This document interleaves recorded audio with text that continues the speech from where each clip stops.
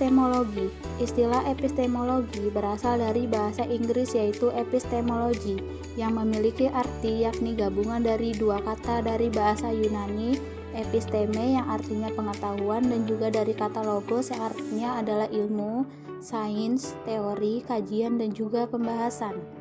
Epistemologi merupakan salah satu cabang filsafat yang membahas tentang suatu hakikat, makna, kandungan, sumber, dan proses ilmu. Jadi dapat dikatakan bahwa epistemologi itu berarti pembahasan tentang ilmu pengetahuan. Istilah epistemologi juga dikaitkan dengan konsep ilmu, yaitu suatu pengetahuan yang membawa kepada pemahaman kebenaran. Oleh karena itu, pembahasan epistemologi merupakan salah satu cabang filsafat yang membahas asal-usul, struktur, metode, dan keabsahan ilmu. Epistemologi merupakan salah satu daripada cabang utama pembahasan filsafat yang membicarakan tentang teori ilmu.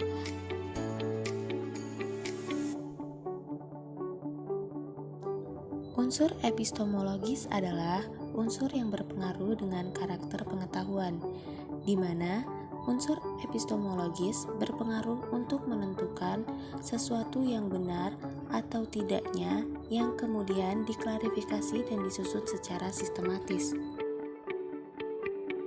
Dasar dari unsur epistemologis itu sendiri adalah logika akal dan logika berpikir. Unsur epistemologis mencoba menentukan kodrat dan skop pengetahuan, pengandai-andaian sampai pada dasarnya. Baiklah teman-teman, sekarang kita akan membahas tentang landasan epistemologis. Landasan epistemologis memberikan landasan pembahasan tentang cara kerja ilmu pengetahuan dalam usaha mewujudkan kegiatan ilmiah. Di sini perlu dijelaskan langkah-langkah, metode ilmu pengetahuan, dan sarana yang relevan dengan sasaran serta target kegiatan ilmiah yang dilakukannya. Sasaran epistemologi. Filsafat epistemologi merujuk pada pengetahuan, ilmu, dan untuk kemajuan dunia, baik dari sisi pendidikan maupun pembangunan ilmu, serta kemajuan teknologi dunia secara global. Pada dasarnya, Pancasila sebagai sistem filsafat mengarahkan pada manusia itu sendiri, yang dimana pendidikan merupakan dasarnya dari sebuah pengelolaan pola pikir dan pemanfaatan sumber daya manusia dalam meramu pengetahuan agar kemajuan pola pikir dan kesejahteraan hidup manusia yang dapat tercapai. Awalnya, sasaran dari Pancasila sebagai sistem filsafat pada pembangunan pola pikir melalui pendidikan, dimulai dari peserta anak didik dari sekolah dasar sampai ke perguruan tinggi, melalui hadirnya KBK atau kurikulum berbasis kompetensi, yang merupakan usaha dari pemerintah demi memperbaiki kualitas pendidikan dan pola pikir warga, baik dari segi kognitif, efektif, dan psikomotor. Macam-macam epistemologi.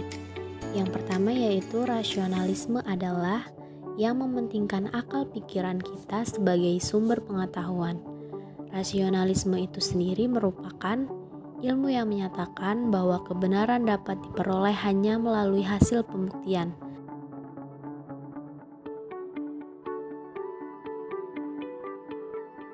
Yang kedua, empirisme adalah aliran yang berpendirian bahwa pengetahuan manusia dapat diperoleh melalui sebuah pengamatan dan pengalaman indera. Kenapa ilmu harus didapat melalui pengalaman? Karena pengalamanlah yang memberikan kepastian yang diambil dari dunia fakta. Yang ketiga, positivisme adalah cara pandang dalam memahami pengetahuan manusia dapat berkembang dan dibuktikan lewat fakta.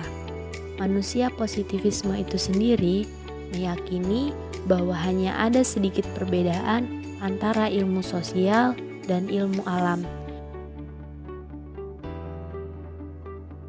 Yang keempat, skeptisisme adalah aliran yang menekankan doktrin sebagai pengetahuan bukan hal yang pasti atau biasa disebut metode penyelidikan, dan menekankan pengawasan kritis dan ketelitian intelektual.